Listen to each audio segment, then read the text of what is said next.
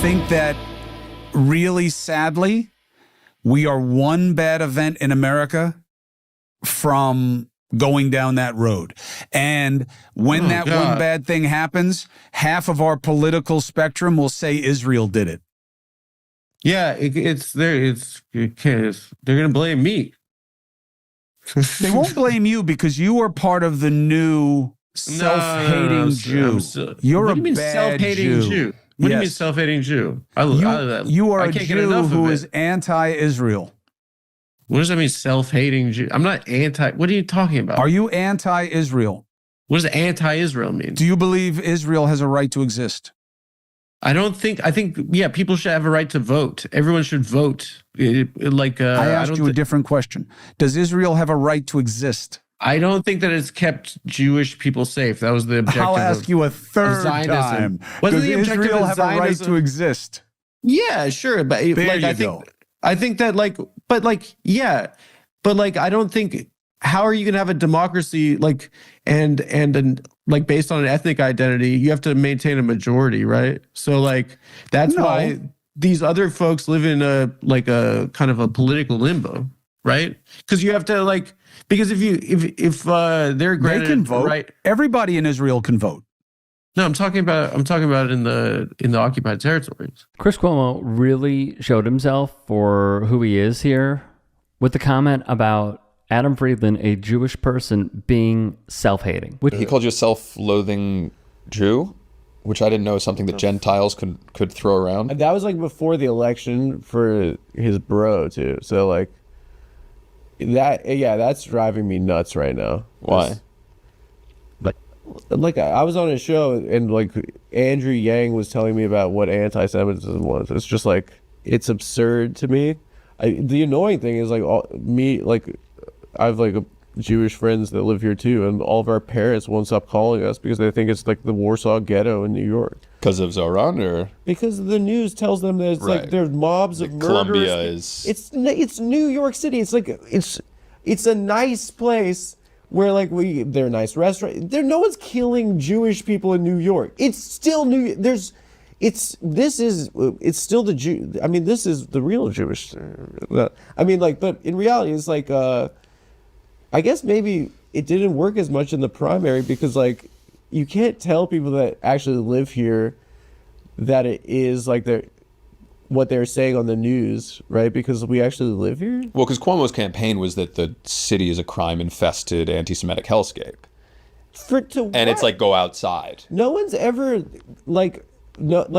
I've never had a fundamentalist Muslim terrorist give me any crap in New York City. Which Friedland spoke about with Mediate. What I will say is complaining about a college student protesting us giving $25 billion to a war is just it kind of the term anti-Semitic loses its meaning. It's not good for Jewish people. It's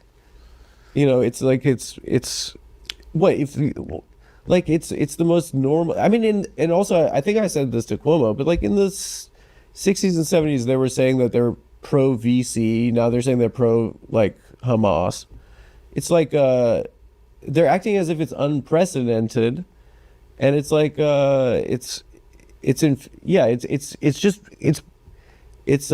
true. Right. Let's just break this down because coming from Chris Cuomo, this is rich. Firstly, via the New York Post in November of 2024, Andrew Cuomo, before entering the mayoral race, joined the new high-powered legal team defending Israeli Prime Minister Benjamin Netanyahu against alleged war crimes in Gaza after the International Criminal Court issued an arrest warrant for the Jewish leader. Andrew Cuomo, of course, the brother of Chris Cuomo. This is the moment that counts, Cuomo said. This is the moment that is going to be in the history books. This is the moment that true friends stand up shoulder to shoulder and fight for the state of Israel. Mm-hmm. Now, Cuomo is also staunchly pro-Israel, and in 2016 he signed an executive order banning the state from doing business with any company that refuses to do business with Israel. If you boycott against Israel, New York will boycott you, he said. The New York Civil Liberties Union called that measure a blacklist and an unconstitutional affront to free speech. Now, that same year, long before the October 7th attacks and the current war on Gaza, Cuomo said that because Israel's enemy is obsessed, no amount of force it uses could be considered disproportionate. How could you have a disproportionate response when you're dealing with an enemy who's obsessed and single-minded? By definition, you can't be disproportionate, he said. So it's pretty unsurprising then that Cuomo joined Benjamin Netanyahu's legal team to defend the right-wing Israeli leader against war crimes charges at the International Criminal Court. Today, his mayoral campaign is being boosted by donors who support Israel.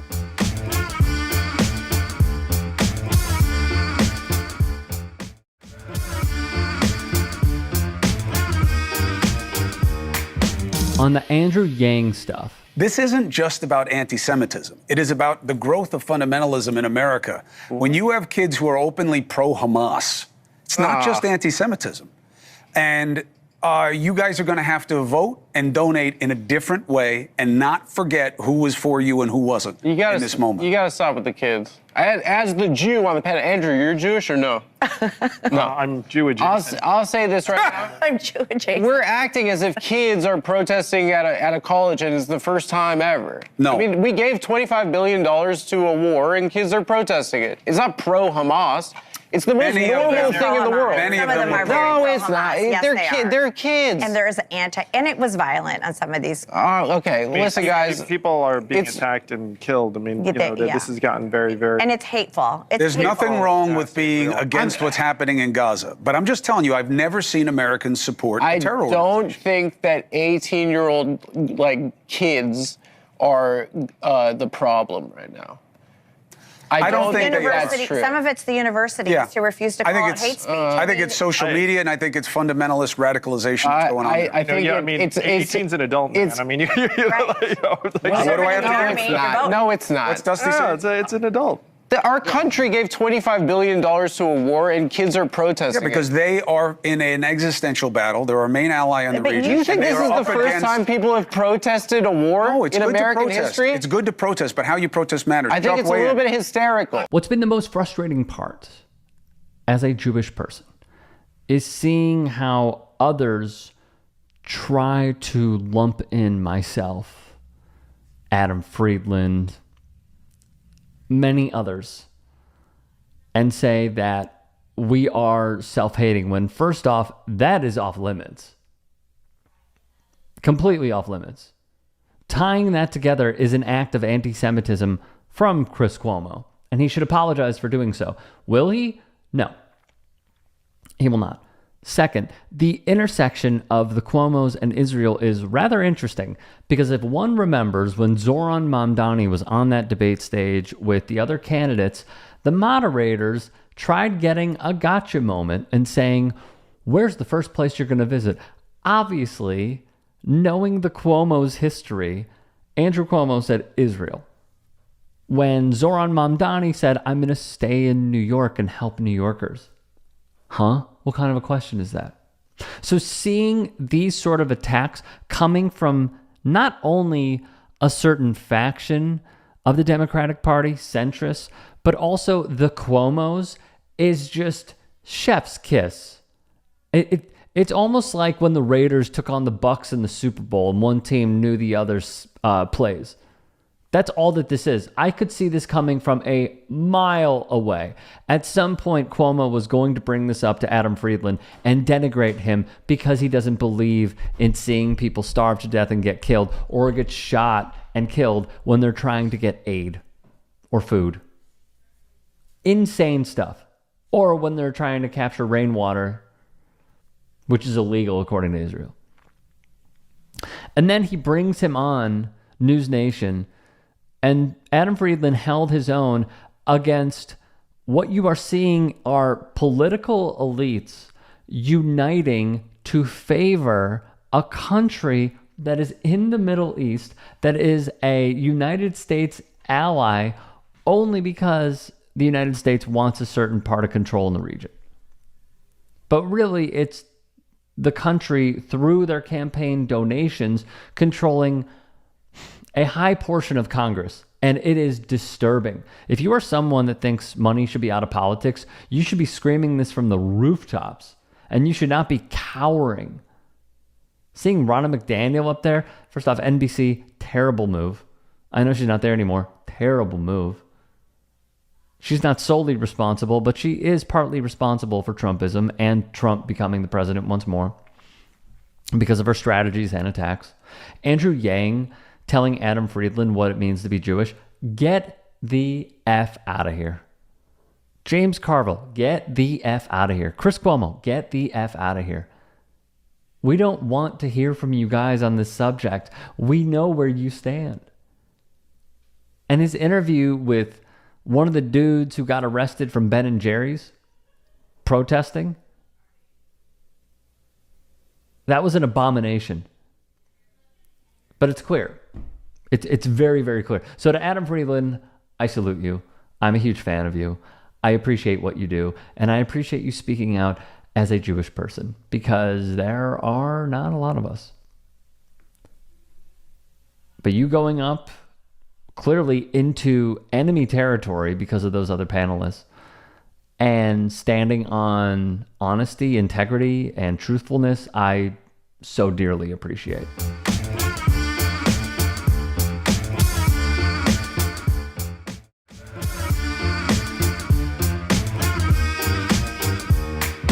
RFK Jr. gave his childhood vaccine recommendations. That was nice. And then the Association for Pediatrics said, he's wrong. You should do this instead. It's like, who do you trust, you know? Like, oh, I don't even know. I'm going back and forth, you know? Do you trust the doctors with their degrees in pediatrics or the lawyer whose own throat is trying to stop him from talking, you know?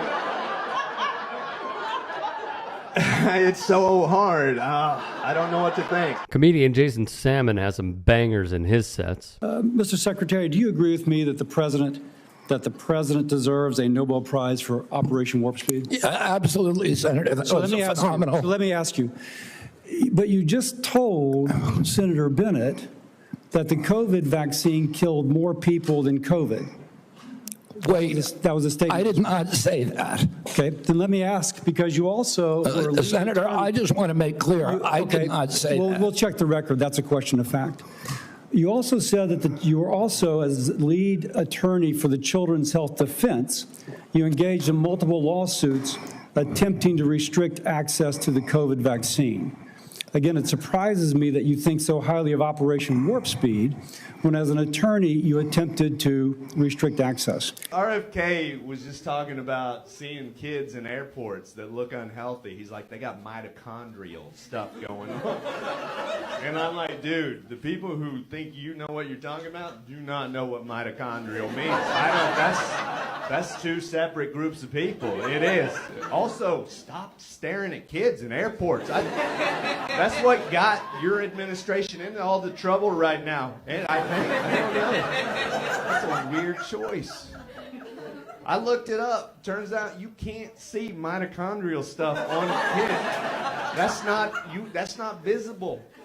Kids were just looking at you weird. It's like, yeah, maybe look less like a Jim Henson creation. I don't know. Maybe that's the problem. And I know what a healthy child is supposed to look like. I'm looking at kids as I walk through the airports today, as I walk down the street, and I see these kids that are just overburdened with mitochondrial challenges, with inflammation. You can tell from their faces, from their body movements, and from their lack of social connection. And I know that that's not how our children are supposed to look. Look, I understand people who were hesitant about getting a vaccine. I was hesitant. My wife, she's in the health industry. She got it right away. I was hesitant.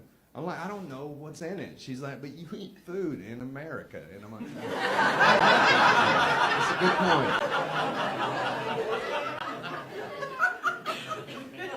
She's like, is there anything you love that you also don't know what's in it? And I'm like, you got me. Store-bought French onion dip. Yeah. Touche. I say that because the onions are French. But I don't know. I don't know what's in it. I've read the packaging. I still don't know what's in it. Those words are so long. I think I might have seen ivermectin in there somewhere. I don't even know. It might be the vaccine. I can't be sure.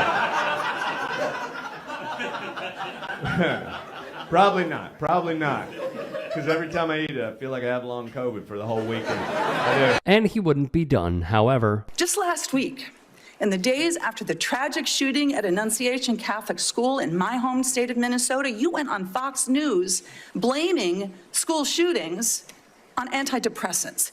You have no evidence of that because you have no evidence of a connection. And you want to talk about... You're just saying something. You're just making stuff up. You know, this is what you say, right? Secretary Kennedy, when someone presents you with information that does not fit... I did not blame that shooting. I have no idea whether... I have no idea, and I never said that. You're making it up. You're twisting. Yeah, you are. Secretary you are being Kennedy, dishonest right now. If you want to talk about mental health and gun violence in this country, if you want to talk about mental health and gun violence in this country, we should be talking about that, because that's what the parents of Annunciation School... You don't want to talk. You want to harangue, and you want to politically, you want to have partisan politics. Yeah, we are doing those kind of studies now at NIH. We're launching studies on the potential contribution of some of the SSRI drugs and some of the other psychiatric drugs that might be contributing to violence. Would you accept the fact that 1 million Americans died from COVID? I don't know how many died. You're the Secretary of Health and Human Services. You don't have any idea how many Americans died from COVID? I don't think anybody knows that because there was so much data chaos coming out of the CDC, and there was so many perverse incentives. These are modeled. You don't know the answer of how many Americans died from COVID. This is the Secretary of Health and Human Services. Do you think the vaccine did anything to prevent additional deaths? Again, I would like to see the data and talk about the data. You have had this job for 8 months, and you don't know the data about whether the vaccine saved lives? That's the problem, is that they didn't have the data. The data by the Biden administration absolutely dismal. So who is politicizing? You're saying the Biden administration politicized all the data? Go back to what Senator Cantwell just said. Fired Dr. Go to the Trump Surgeon General. They fired Dr. Krauss. They fired all the people who questioned the orthodoxy. They fired Dr. Gruber, Dr. Krauss. So, Mr. Chairman, the Secretary of Health and Human Services doesn't know how many Americans died from COVID. Doesn't know if the vaccine helped prevent any deaths. And you are sitting as Secretary of Health and Human Services? How can you be that ignorant? Just remarkable how far this administration chooses to fall, truly.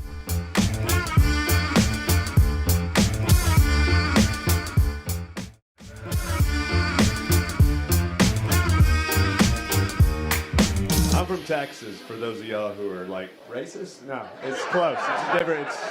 It's similar vibe. It is, but it's a little different. Yeah, it's a weird time to be from Texas. If you're a Democratic lawmaker, you need to leave Texas. But if you've committed horrific sex trafficking crimes, they send you to Texas. It's a weird trade. That was a weird trade. I feel like Texas got the worst of that part, you know? I was there when those floods happened. That was wild, right? Right? Who could have seen that coming? I mean, especially once they fired the people and disabled the systems that were designed to see that coming. Feels like that was a big problem. Yeah, I don't know if you guys are familiar with how seeing coming works, but it's harder to do when you are also stopping looking. This is science. That's just science. That's how it works in Texas. Yeah, Texas is a weird state. It's a weird state. The governor of Texas is in a wheelchair, and he is fighting inclusion. This feels like a weird... It's like, those are your ramps, dude. Those are your ramps. Just, yeah. I mean, yeah, they're probably tough going up, but coming down, enjoy. Enjoy. You know, just like that is, Greg Abbott. He is such a ramp his half up kind of guy, you know? So weird. Let me just say, first off, please go follow Jason Salmon on all of his social media accounts. Clearly fantastic at what he does. When I see someone from a southern state who not only votes blue, but just like has a good idea of what is going on, like, what's the opposite of like doing a Elon, my heart goes out to you at the inauguration? Because like, I feel for y'all, man. I truly do. Just think about it. Like, I live in Chicago. I've lived in LA. I've traveled a bunch. And imagine you are, in New York, LA, Chicago, Atlanta, and then you move to like middle of nowhere, Texas. What culture shock. And what really gets me, this bothers me, is that there are so many online, and I understand it's just online, but there are so many people who, when they see disasters happen or they see like people getting absolutely screwed over by their local politicians, they'll say, that's what they voted for. When you can't do that, that is unjust. It is unfair. Think about being that person who lived in New York, moves and is under Republican rule in a deep red state. You didn't vote for it. Your neighbors might have. Your family might have. Your friends might have, or associates or coworkers. I don't care. People around you voted for it. But you have to live under it. Like his jokes about Greg Abbott, fair game. When you are pro-fash, anything is fair game. In terms of jokes, almost. Let's say almost. Let's give ourselves some wiggle room. Like the ramp joke was hilarious. I'm not a huge fan of her, but Jasmine Crockett, because she's lining up and defending Chorus and Aaron Parnas and all this stuff. And Aaron Parnas is just a professional news aggregator at this point. Was a Republican until his dad got screwed over. Went to Rudy Giuliani's law firm. I mean, do not fall for this, guys. So, and he carved out a new lane because the old one was broken and done. So, Jasmine Crockett, who defends Aaron Parnas, who I don't love, let's be clear. But when she made the joke about Greg Abbott, people got in their feels about it. And they said, it's too far, it's too far. Meanwhile, what gets me, and I know I'm getting off topic here, but what really gets me is that when you see the reaction, it's so incredibly hypocritical for them to call the left snowflakes when they are the ones, for example, their base represents violence. They will go and try to unalive politicians. They will unalive politicians. They'll take a hammer to a politician's husband.